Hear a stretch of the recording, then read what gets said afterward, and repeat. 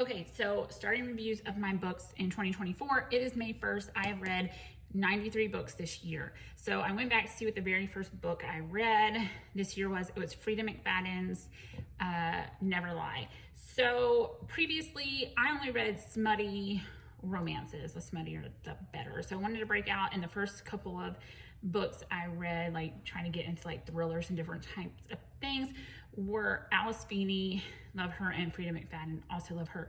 So Never Lie was the very first book I read this year. I did not realize how controversial this book is on Book Talk. Like, people super have really opposite opinions, hated it, loved it. I gave it a 4 on Goodreads. I really liked it. It was the first, I think, Frida McFadden book that I read.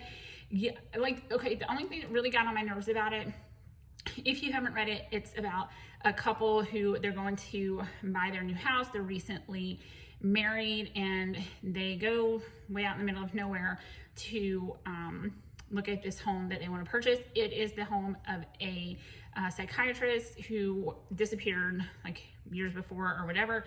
And so they get trapped there in a snowstorm, just the two of them, and the wife is like exploring the house, and she finds a secret room where the therapist or psychiatrist, whatever, had been taping her client sessions like on these little cassette tapes. So of course she starts listening to them and starts finding out some stuff, and there's a twist.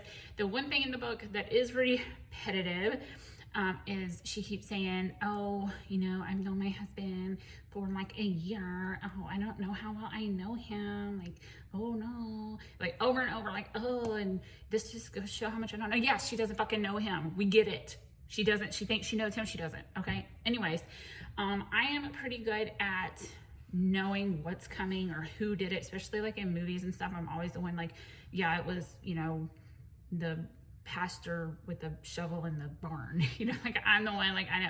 I never have been able to figure out her books. So the ending was a twister, and I love that. So I recommend it.